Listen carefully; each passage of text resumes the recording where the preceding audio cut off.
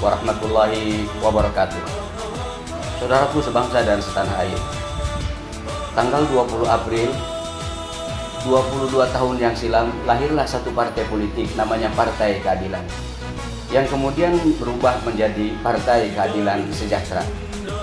Saya Jazuli Juwaini, Ketua Fraksi Partai Keadilan Sejahtera DPR RI, atas nama anggota fraksi PKS mulai dari pusat, provinsi, sampai kabupaten kota, mengucapkan selamat milad kepada Partai Keadilan Sejahtera yang ke-22. Sebagai etalase partai, fraksi telah menetapkan visinya, yaitu terdepan, berjuang, membela kepentingan rakyat untuk mewujudkan bangsa yang maju, adil, dan makmur, serta sejahtera. Untuk mewujudkan visi tersebut, kami fraksi PKS telah membuat langkah-langkah atau garis perjuangan. Yang pertama adalah keumatan. Yang dimaksud dengan keumatan adalah agar seluruh umat beragama yang diakui di Republik Indonesia ini bisa melaksanakan ibadah secara nyaman dan tenang sesuai dengan keyakinan masing-masing, seperti yang diamankan oleh Konstitusi Pasal 29. Yang kedua adalah berjuang untuk kerakyatan. Yang dimaksud untuk kerakyatan adalah fraksi PKS terus berupaya secara maksimal agar seluruh kekayaan negara ini sebesar-besarnya digunakan dan diperuntukkan untuk kesejahteraan dan kemakmuran rakyat Indonesia. Karena itu, dalam bidang pengawasan, fraksi PKS selalu memberikan masukan-masukan yang positif dan kritikan-kritikan yang konstruktif. Di antaranya, kami keberatan dinaikannya iuran BPJS untuk kelas 3 mandiri dan ke bawahnya, karena rakyat masih terasa berat untuk memikulnya. Kami keberatan dinaikkan biaya TDL 900 dan 1.200.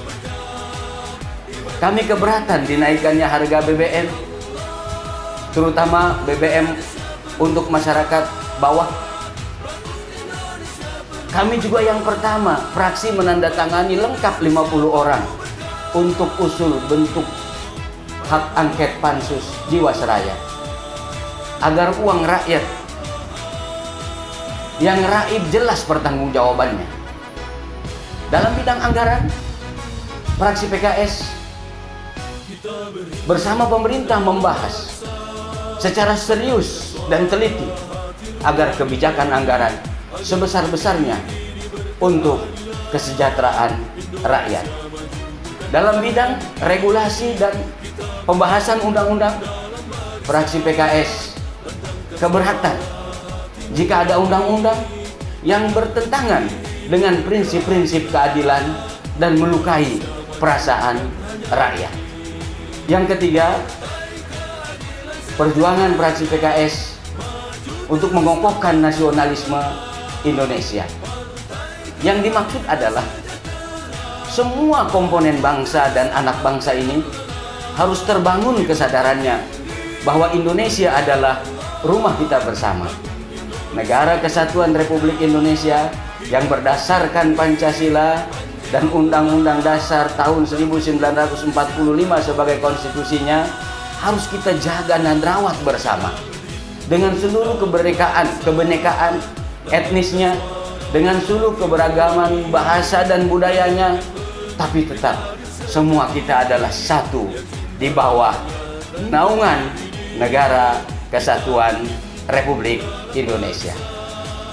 Saudaraku sebangsa dan setanah air, sebagai bentuk tanggung jawab fraksi PKS dari pusat sampai daerah dalam menghadapi kasus COVID-19 ini, kami telah memotong gaji seluruh anggota dewan bulan Maret dan bulan April untuk membantu warga, terutama kelas yang rendahan secara ekonomi yang terdampak dari kebijakan PSBB, memang ini belum seberapa.